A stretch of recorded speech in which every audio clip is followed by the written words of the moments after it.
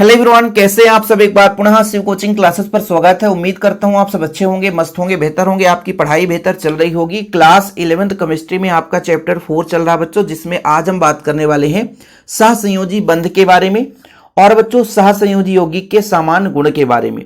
साथ में सहसंयोजी बंध के प्रकार, हमेशा क्वेश्चन कहां से पूछा जाता है, सहसंयोजी बंध से, कि सहसंयोजी बंध किसे कहते हैं, इसके प्रकार को समझाइए या कि उदाहरण सहित समझाइए। तो बहुत ही सिंपल है बच्चों।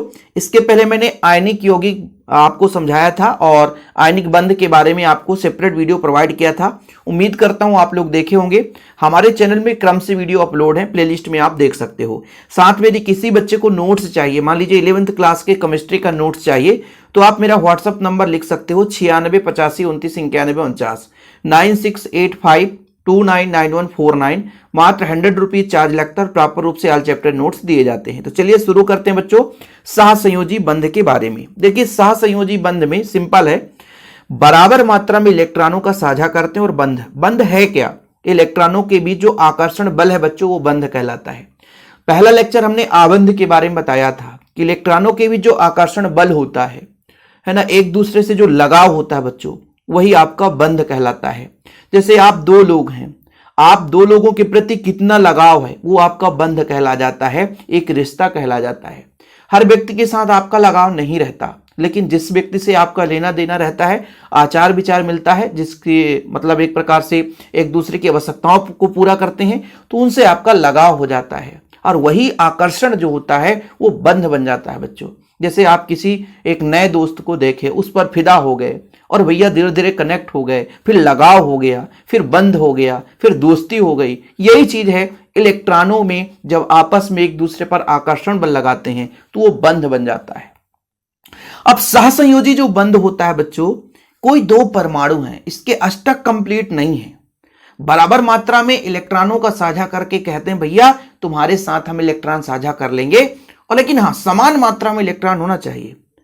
और फिर बच्चों वहां पे एक बंध क्रिएट हो जाएगा, तो आपका सहसंयोजी बंध कहलाएगा।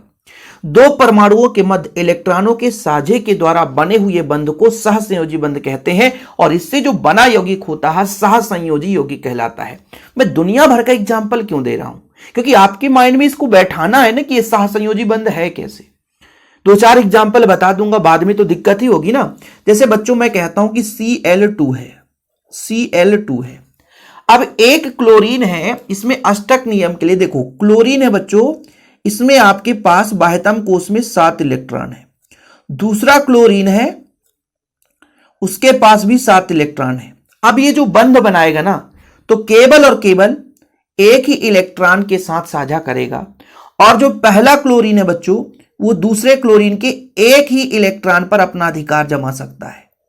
ठीक है, और यहां पर ये जो क्लोरीन है, ये इस क्लोरीन के साथ एक ही इलेक्ट्रॉन के साथ ये अपना अधिकार जमा सकता है।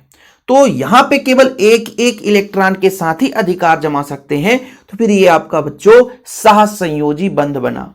इसमें यह नहीं कह सकता कि तुम्हारे बाह्यतम कोश में 8 है तो मैं 8 के साथ संयोग करूंगा, नहीं। यदि एक इलेक्ट्रॉन का साझा हुआ है तो फिर अधिकार केवल एक इलेक्ट्रॉन के ही साथ होगा।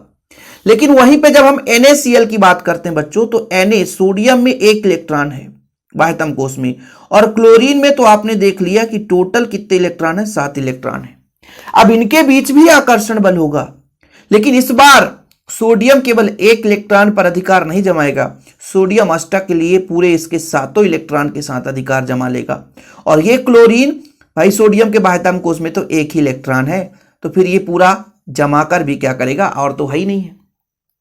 तो इन दोनों में मेन डिफरेंस आपको समझाने वाला हूं, जो आप कभी भी बुक में नहीं पाओगे बच्चों, कि सहसंयोजी बंध में जो होता है, एक परमाणु दूसरे परमाणु के इलेक्ट्रॉन के साथ जब बंध बनाता है, तो केवल एक इलेक्ट्रॉन से बंध बनाया तो एक ही इलेक्ट्रॉन पर अधिकार है। लेकिन बच्चों आयनिक बंध में ऐसा नहीं होता है। आयनिक बंध में सोडियम ने 1 इलेक्ट्रॉन से बंध बनाया है, लेकिन केवल 1 इलेक्ट्रॉन नहीं, बल्कि क्लोरीन के पूरे 7 इलेक्ट्रॉन पर अपना अधिकार जमा लेता है कि भैया मेरा अष्टक नियम पूरा करने के लिए तुम्हारे 7 इलेक्ट्रॉन चाहिए, तभी बंध बनाता हूं, नहीं तो भाई साहब बंध नहीं बनाऊंगा। क्लोरीन कहता है कोई बात नहीं भाई, मुझे तो जरूरत ही है तुम्हारी, तुम प्लीज 1 ही इलेक्ट्रॉन दे दो, मेरे 7 इलेक्ट्रॉन ले लो, लेकिन तुम मेरे साथ जोड़ा बना लो, बंध बना लो।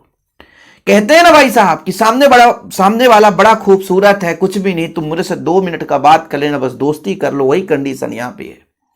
क्लोरीन जो है सोडियम चमकदार धातु है, इससे कहता है तू एक ही इलेक्ट्रॉन देना, मैं तेरे को 7 इलेक्ट्रॉन देता हूं, लेकिन बंध बना ले भाई। ऐसे में आयनिक बंध बनता है। लेकिन जब बराबर मात्रा में टक्कर का होता है ना भाई, दो दोस्त जब शेर होते हैं तो कभी खिचड़ी नहीं पकती। बोले भैया जितना तुम्हारी हिस्सेदारी उतनी हमारी हिस्सेदारी, बाकी तो सब वफादारी है। भाई साहब वही चीज होता है सहसंयोजी बंध में। 2 परमाणु हैं, एक दूसरे से डरते नहीं है। बोले भैया बराबर मात्रा में इलेक्ट्रॉन का साझा करेंगे और समान अधिकार रहेगा, केवल 1 इलेक्ट्रॉन का आपका और हमारा भी 1 इलेक्ट्रॉन पर रहेगा, ज्यादा हम इलेक्ट्रॉन का साझा नहीं करेंगे। यही है मेन सहसंयोजी बंध। समझ रहे बच्चों, बराबर संख्या में इलेक्ट्रॉन देते हैं, बराबर संख्या में साझा करते हैं। कितना सिंपल, मजा आ गया होगा कि मेन सहसंयोजी बंध। सहसंयोजी हाँ भाई, सहयोग कर दो, बंध बन गया भाई। एक परमाणु और दूसरे परमाणु के सह यानी सहमत से बराबर मात्रा में इलेक्ट्रॉन के साझा से जो बंध बनता है बच्चों, वो कहलाता है सहसंयोजी बंध। यहां तक चीजें क्लियर है, कोई दिक्कत भी नहीं हुई होगी आप लोगों को। अब जैसे मैं थोड़ा सा N2 पे बात करता हूं बच्चों। N2 पे नाइट्रोजन के बाह्यतम कोष में 5 इलेक्ट्रॉन है। कितने बच्चों? 5 इलेक्ट्रॉन। ये नाइट्रोजन हो गया, ये नाइट्रोजन हो गया, 5 इलेक्ट्रॉन है। ये लो भैया 5 इलेक्ट्रॉन है। अब इसमें 5 है ना, तो 5 3 8 चाहिए। तो भाई साहब यहां पे बंद यदि डबल बंद बना दे तो दिक्कत हो जाएगा, तो इसको आप डबल बंद नहीं ट्रिपल बंद बनाना पड़ेगा। इसलिए कुछ इस प्रकार से यहां पे 3 कर दो, नाइट्रोजन यहां भी 3 कर दो और यहां पे 2 कर दो। अब बच्चों यहां पे त्रिबंध बनेगा। क्यों? क्योंकि इस नाइट्रोजन को अष्टक के लिए 3 इलेक्ट्रॉन की चाहिए बंध बनाने के लिए। ये 3 इलेक्ट्रॉन, बाकी 2 इलेक्ट्रॉन से मतलब नहीं रखेगा, ये 3 इलेक्ट्रॉन के साथ, क्योंकि 3 बंध बनेगा बच्चों। कितने बंध? 3। तब अब देखो, इस नाइट्रोजन के पास 5 इलेक्ट्रॉन थे, 3 हो गए 8। इस नाइट्रोजन के पास 5 थे तो 8, अष्टक हो गया। अब यहां पर जो नाइट्रोजन है ना, दूसरे नाइट्रोजन के 3 इलेक्ट्रॉन पर अधिकार जमा लिया, और दूसरा जो नाइट्रोजन है वो पहले नाइट्रोजन के 3 इलेक्ट्रॉन के साथ क्या जमा लिया भाई? अधिकार जमा लिया। तब यहां पे जो बना आपका त्रिसंयोजी बंध बना, लेकिन त्रिसहसंयोजी बंध ही बना है। जब हम ऑक्सीजन की बात करते हैं बच्चों, ऑक्सीजन O2 में जब हम जाते हैं तो ऑक्सीजन के बाह्यतम कोष में कितने इलेक्ट्रॉन होते हैं बच्चों? 2, और टोटल कितने होते हैं? 6 इलेक्ट्रॉन होते हैं ना। तो यहां पर कर देता हूं भैया, ये आपका 2 2 4 2 6, 2 4 2 6। अब यहां पर 8 बनाने के लिए इसके 2 इलेक्ट्रॉन के साथ बंध बनाता है, इसको अष्टक पूरा करने के लिए ये 2 इलेक्ट्रॉन के साथ बंध बनाता है। तो यहां पे 2 इलेक्ट्रॉन का साझा हुआ है बराबर मात्रा में, 2 बंध बने बच्चों। यहां पे जब हो गया तो द्वि सहसंयोजक बंध कहलाया। अब इससे कुछ तो निष्कर्ष निकला होगा कि एक सहसंयोजी बंध में क्या होगा बच्चों, कि यह बंध परमाणु के मध्य 1 इलेक्ट्रॉन के साझा से, मतलब टोटल 2 इलेक्ट्रॉन होंगे। देखो जरा यहां पर समझना कि जब आपका सिंगल बॉन्ड बना है तो इसमें केवल 2 इलेक्ट्रॉन साझा हुए 1 इलेक्ट्रॉन के द्वारा। जब डबल बॉन्ड बना बच्चों तो 2 2 4 टोटल इलेक्ट्रॉन है। जब ट्रिपल बॉन्ड बना है त्रिसहसंयोजी बंध तो 6 इलेक्ट्रॉन है बच्चों। 6 इलेक्ट्रॉनों के सहयोग से यह बंध का निर्माण हुआ है। तो देखिए भैया, इन नियमों का पालन होता है कि बंध बनाने के लिए परमाणु साझे के लिए बराबर संख्या में इलेक्ट्रॉन देते हैं। साझे में इलेक्ट्रॉन दोनों परमाणु के अष्टक गिने जाते हैं। अष्टक मैंने गिनकर बताया। साझा करने वाले दोनों ही परमाणु इलेक्ट्रॉन ग्रहण करने की प्रवृत्ति रखते हैं, दोनों एक दूसरे को इलेक्ट्रॉन लेने देने की प्रवृत्ति रखते हैं। जैसे एकल सहसंयोजी बंध, यह बंध 2 परमाणु के मध्य 2 इलेक्ट्रॉनों के साझा से बनता है। 2 परमाणु है मतलब 1 इलेक्ट्रॉन देंगे तो बच्चों एकल बंध बन जाएगा। साझे के लिए प्रत्येक परमाणु 1 इलेक्ट्रॉन देता है, जैसे आप यहां पर एग्जांपल देख सकते हो। ठीक है, कोई दिक्कत तो नहीं है। ये फ्लोरीन का एग्जांपल सर समझ भी नहीं आया, देखो भाई मैं बता देता हूं। फ्लोरीन के बाह्यतम कोष में 7 इलेक्ट्रॉन है, 2 2 4 2 6। ये फ्लोरीन है 2 2 4 2 6। अब 1 इलेक्ट्रॉन ये तो बंध बना लिया बच्चों। ये इसके 1 इलेक्ट्रॉन पर अधिकार जमा सकता है, दूसरा फ्लोरीन इसके 1 इलेक्ट्रॉन पर अधिकार जमा सकता है, बस। इसके अलावा कुछ भी नहीं है। समझ में आया? एकल सहसंयोजी बंध में। और द्विसहसंयोजी बंध में मैंने बताया ना, ऑक्सीजन के बाह्यतम कोष में 6 इलेक्ट्रॉन है, तो 2 2 4 6, 2 2 4 6, और 2 इसके साथ और 2 ये इसके साथ बंध बना ले तो 8 इलेक्ट्रॉन हो जाते हैं। अष्टक नियम हो जाता है। त्रिसहसंयोजी बंध में क्या होता बच्चों, यह सहसंयोजी बंध दो परमाणु के मध्य 6 इलेक्ट्रॉनों के साझा द्वारा बनता है और प्रत्येक परमाणु अपने 3-3 इलेक्ट्रॉन देते हैं। सिंपल है, तो त्रिसहसंयोजी बंध बन जाता है। बाकी बंध की कहानी आपको क्लियर हो ही गई होगी बच्चों। सामान्य गुण के बारे में बात कर लेते हैं। अब आपने विद्युत संयोजी बंध पढ़ा था इसके पहले, आज पढ़ लिया बच्चों सहसंयोजी बंध, और इनके बंध से जो यौगिक बनता है वो सहसंयोजी यौगिक कहलाता है। इनका जो गुण है, पहला है भौतिक अवस्था। कभी कभार 2 नंबर में गुण पूछ देता है, तो 2-3 गुण पता होना चाहिए। सहसंयोजी यौगिक बहुता गैस या द्रव अवस्था में होते हैं, लेकिन उच्च अणुभार वाले जो यौगिक हैं बच्चों वो ठोस अवस्था में होते हैं। अब कोई बोलेगा कि सर आप कैसे कह सकते हो गैस? भाई नाइट्रोजन जो होता है गैस में पाया जाता है, आयोडीन जो है थोड़ा सा, है ना, आप लोग देखेंगे कि ठोस अवस्था में होता है ना, और द्रव अवस्था में भी कई सारे यौगिक पाए जाते हैं सहसंयोजी जहां बंध बनता है। क्वथनांक गलनांक, देखो भाई जो सहसंयोजी बंध होता है वो प्रबल बल नहीं लगता उनके बीच, यानी एक दुर्बल वांडर वाल्स बल लगता है बच्चों, दुर्बल वांडर वाल्स बल लगता है, ठीक है। आकर्षण बल इनका थोड़ा सा दुर्बल रहता है और इन अणुओं में कम ऊर्जा की आवश्यकता होती है, इसलिए गलनांक क्वथनांक भी थोड़ा सा कम होता है। देखिए इन यौगिकों के गलनांक क्वथनांक निम्न होते हैं क्योंकि अणु परस्पर अति दुर्बल वांडर वाल्स आकर्षण बल से जुड़े रहते हैं, अतः इन अणुओं में काफी कम ऊर्जा द्वारा अलग किया जा सकता है।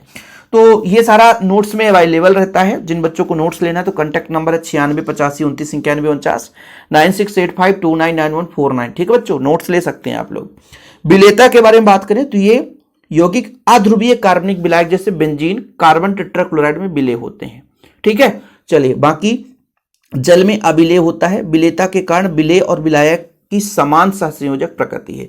कहने का मतलब होता है बच्चों कि जिसमें विलेयता का कारण किसमें, जिसमें समान सहसंयोजी बंध होगा तो विलेय हो जाएगा, जिसमें नहीं होगा तो नहीं होता विलेय। कुचालक की बात करते हैं तो गलित अवस्था में विलयन में आयनित नहीं होते, अतः विद्युत धारा प्रवाहित नहीं कर सकते। मतलब जो भी आपका सहसंयोजी यौगिक होता है उसमें चालकता नहीं पाया जाता। रासायनिक क्रिया के बारे में बात करें तो इनके अणुओं के मध्य रासायनिक अभिक्रिया मंद गति से होती है। इस कारण इन अभिक्रियाओं में अभिकारक के अणुओं के बंध टूटते हैं व क्रियाफल अणुओं के नए बंध बनते हैं। रासायनिक क्रिया का मतलब यहां पर कि थोड़ा सा मंद गति से होता, तीव्रता से नहीं होता बच्चों, ठीक है। तो 3-4 गुण पढ़ना है यार, ज्यादा आपको रटना नहीं, 3-4 गुण आप लोग तैयार कर लेना। गुण से बहुत कम क्वेश्चन पूछा गया, लेकिन कभी कभार पूछ देता है कि सहसंयोजी यौगिक के सामान्य गुण के बारे में बताओ, तो फिर आपसे बनना चाहिए। फिलहाल अभी के लिए इतना ही। वीडियो पसंद है तो लाइक करके शेयर कर देना बच्चों, और आप लोग नोट्स जरूर ले लें। जिनको भी शिव कोचिंग क्लासेस का प्रॉपर नोट्स लेना है तो कॉन्टैक्ट नंबर है 9685299149 9685299149। ओके बच्चों, आप लोग व्हाट्सएप में जानकारी ले सकते हैं। फिलहाल अभी के लिए इतना ही। जय हिंद, वंदे मातरम।